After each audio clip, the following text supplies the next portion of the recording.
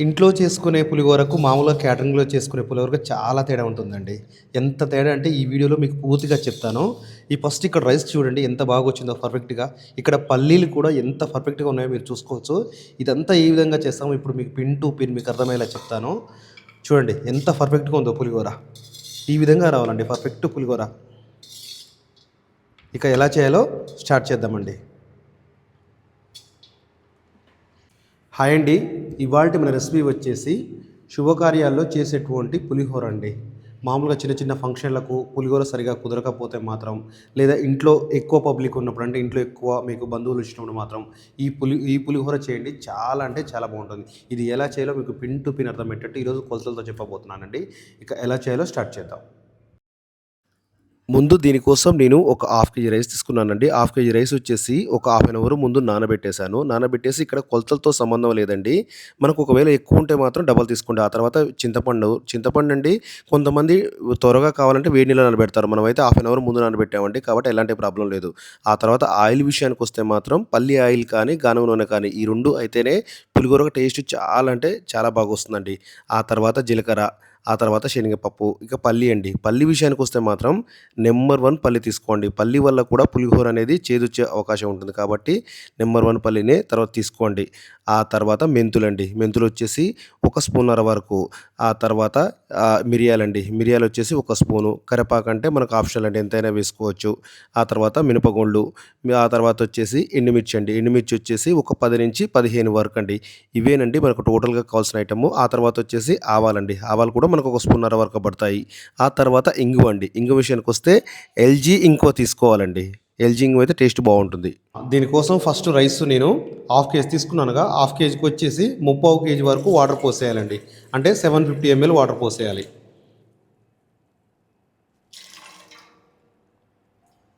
7 అంటే ఒక గ్లాస్‌కు గ్లాస్‌న్నర వాటర్ ఈ విధంగా పోసుకోవాలి. నేను ఆల్రెడీ రైస్ నానబెట్టానండి ఒక 10 నిమిషాల ముందు.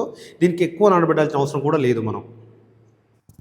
మనం ఏ రైస్‌కైనా సరే గానీ, వాటర్‌లో ఒక్క చుక్క ఆయిల్ వేస్తే మాత్రం రైస్ అనేది మంచి పుల్లొస్తుందండి. అంటే ఫ్రైడ్ రైస్ కానీ, పులిహోరకి కానీ, ఏ రైస్ అయినా సరే వాటర్ ఫస్ట్ వేసిన దాంట్లో, వాటర్ ఫస్ట్ బాయిల్ అయిన దాంట్లో కాస్త ఒక్క చుక్క ఆయిల్ వేయండి.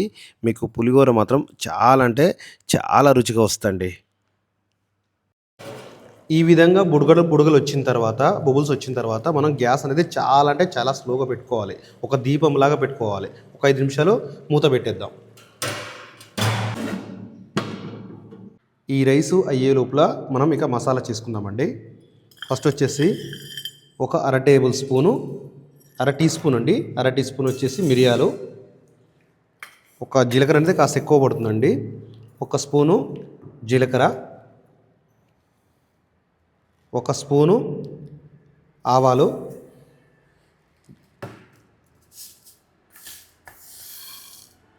ఒక అర టేబుల్ స్పూను మెంతులు, టీ స్పూను. ఇవి కేవలం హాఫ్ కేజీ రైస్కే అండి. రైస్కే కాబట్టి నేను లైట్గా వేయించుకుంటున్నాను. హాఫ్ కేజీ మందమే నేను మసాలాలు తీసుకోవడం జరిగింది. ఇక ఇవి వేడి చేసి పౌడర్ చేసుకుందాం. వేడి అనేది మరీ ఓవర్గా వేయించొద్దండి. లైట్గా వేడి అయితే చాలు. ఇక పౌడర్ పట్టేసుకుందాం. ఇప్పుడు రైసు చల్లారిన తర్వాత ఒక బేసన్ కానీ ప్లేట్లో కానీ తీసి వేసుకోవాలండి ఈ విధంగా. కొంతమంది ఏంటంటే అపోహ ఏంటంటే పులిహోర అంటే మామూలుగా రైసు చాలా పలుకు ఉండాలనుకుంటారండి. చాలా పలుకు ఏం అవసరం లేదు. నార్మల్ పలుకు ఉంటే చాలు. ఎక్కువ మరీ ఓవర్గా అయితే పలుకొద్దండి. కొంచెం చల్లగా అయిన తర్వాత ఈ చిన్న చిన్న గడ్డలు ఉంటాయండి. ఆ గడ్డలు కూడా ఇలా ఈ విధంగా అనుకుంటే సరిపోతుంది. ఇప్పుడు మనం పొడి పట్టుకున్నాం కదండి, ఈ పొడి వేసుకోవాలి ఇందులో మొత్తం టోటల్గా. పొడి వేసుకొని కలుపుకుందాం.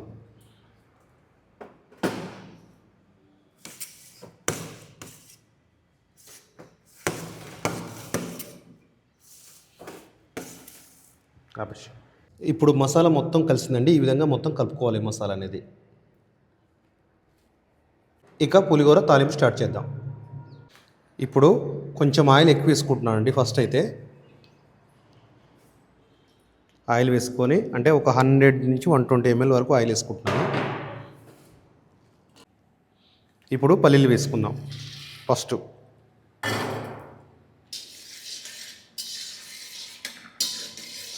పల్లీలు వేసుకొని పల్లీలు కొంచెం సౌండ్ వస్తుంటాయండి, ఒక చిటపట సౌండ్ వస్తుంది. ఆ సౌండ్ వచ్చిన తర్వాత తీసేయాలి మనం. ఇప్పుడు పల్లీలు అనేది చిటపట సౌండ్ వస్తున్నాయి, ఇప్పుడు తీసేద్దాం.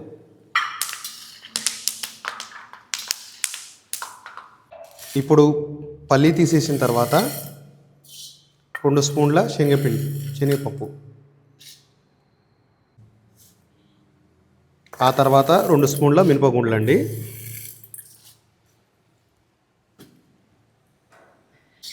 ఇవి కాస్త కలుపుకున్న తర్వాత ఆవాలండి. ఆవాలు వచ్చేసి 1 స్పూన్నర వేసుకుంటే సరిపోతుంది.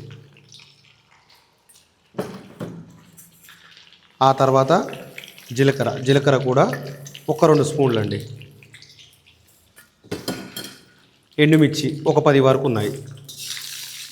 ఇవి లైట్ సెగ మీద వేయించాలి, ఎక్కువ కూడా ఉంచొద్దండి. ఆ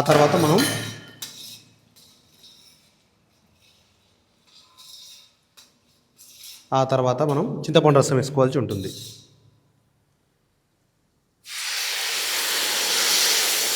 చింతపండు తొక్క మొత్తం తీసేసామండి, ఓన్లీ చింతపండు తీసుకున్నాం, రసం ఉంచుకున్నాం అందులో. ఇప్పుడు మనం చింతపండు మగ్గిన తర్వాత పసుపు వేసుకుందామండి, దానివల్ల మనకు మంచి ఫ్లేవర్ అనేది వస్తుంది. ఫస్టే వేసుకోవద్దు.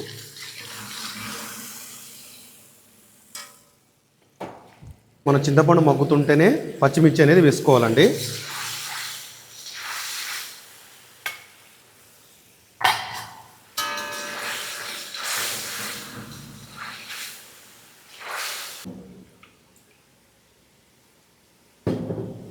ఇప్పుడు చింతపండు అయితే ఉడికిపోయిందండి. ఇందులో వచ్చేసి 3/4 టేబుల్ స్పూన్ పసుపు వేసుకోవాలి, 1 టీ స్పూను. మనకు పసుపు ముందు వేయడం వల్ల ఏమవుతుందంటే పులిహోర అనేది బ్లాక్ కనపడుతుందండి, బ్లాక్ వస్తుంది. అందుకే పసుపు అనేది లాస్ట్లో వేస్తుండాలి. ఆ తర్వాత మనం కరివేపాకు వేసుకోవాల్సి ఉంటుంది. కరివేపాకు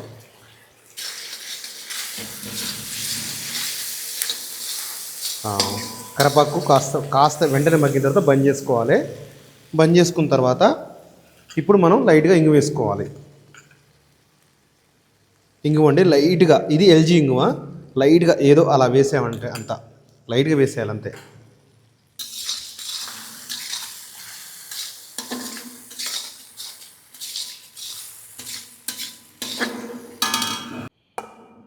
ఇప్పుడు రైస్ వేద్దామండి.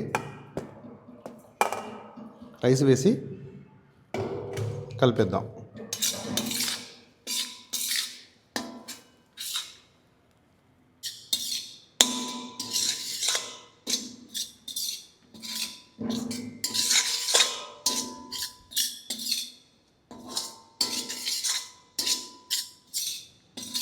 ఇందులో 1 స్పూన్ వరకు సాల్ట్ వేసుకుందాం. ఒకవేళ మీరు రైస్లో వేసుకుంటే అవసరం లేదండి, రైస్లో అయితే నేనైతే వేయలేదు. ఇందులో సాల్ట్ దాని తగ్గట్టు కలుపుకుంటున్నాను.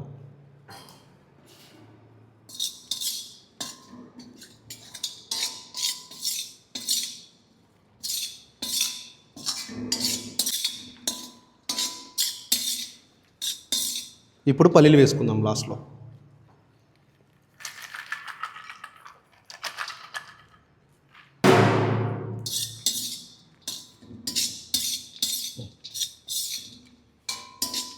మీరు ఇప్పుడు చూసుకోవచ్చు పులిహోర అనేది ఎంత బాగా వచ్చిందో.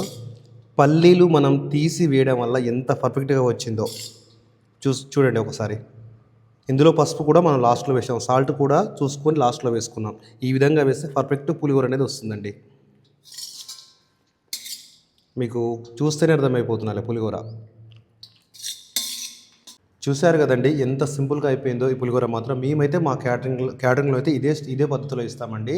ఇంకా మీకు ఏ రెసిపీ కావాలనుకున్నారో అది కూడా కామెంట్ చేయండి. ఒకటండి, కొత్తగా ఛానల్ చూస్తున్న వారైతే సబ్స్క్రైబ్ చేయండి, అలాగే వీడియోకి అయితే లైక్ చేయండి. Thank you.